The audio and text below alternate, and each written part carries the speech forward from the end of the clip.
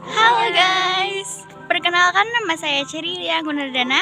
Perkenalkan nama saya Dina Royani. Perkenalkan nama saya Syifa Oktaviani Rima. Di sini kami akan ngevlog di wisata Waduk Cacaban. Dan ini dia Bendungan Cacaban berlokasi di pesannya. Tegal, Jawa Tengah, Indonesia. Memiliki tahap-tahap dalam pembangunannya, yaitu pada tahun 1914 merumuskan tentang gagasan pembahasan.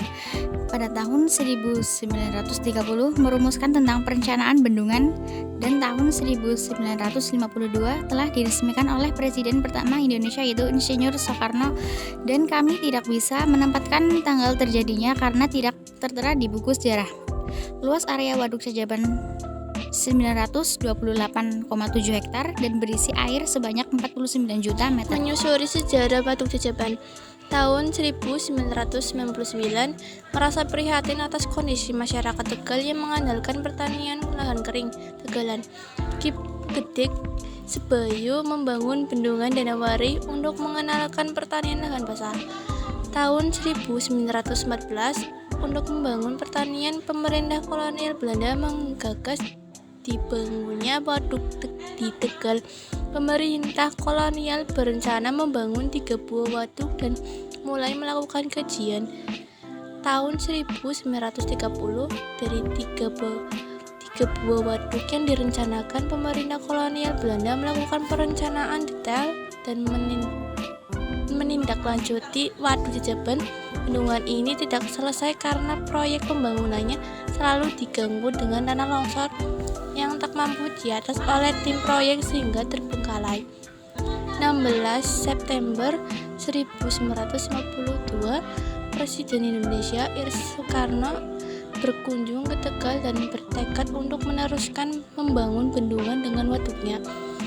Konon pada saat itu, Soekarno menanam cungkir emas sebagai peletakan batu pertama untuk mencegah longsor, dan alhamdulillah sampai proyek pembangunan selesai tak terjadi lagi tanah longsor.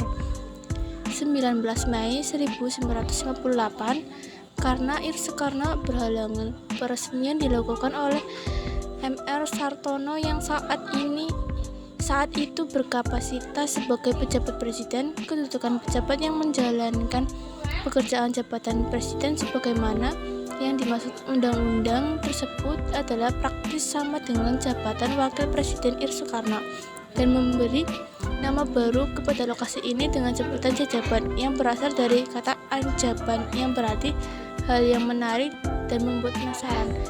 Akhir tahun 2020, dengan berjalannya waktu, fungsi Waduk Cacaban mulai menurun karena beberapa hal. Di antaranya adalah menurunnya volume air yang dapat ditampung waduk karena endapan yang mendangkalkan waduk, hutan yang mulai gundul di wilayah hulu sungai, dan peralatan waduk yang sudah tak optimal berfungsi. Oleh karenanya, pada tahun 2020, pemerintah melakukan remediasi yang selain memperbaiki dan menata tata air di Cacaban, juga membangun sarana rekreasi yang dapat dinikmati tanpa mengganggu fungsi waduk. Nah, ini sisa sejarah Waduk Cacaban. Durian. Upaya untuk menanam pohon durian merupakan perkara inovatif yang dilakukan warga masyarakat untuk meningkatkan produktivitas lahan. Waduk Cacaban adalah penampungan air yang nantinya akan distribusikan secara terkendali ke lahan sawah di sekitar. Dikeliling oleh bukit-bukit seharusnya menjadi penyangga fungsi waduk. Pembuktikan tersebut perlu ditanamkan pohon untuk sekedar tanam semusim yang tidak mendukung keberadaan waduk.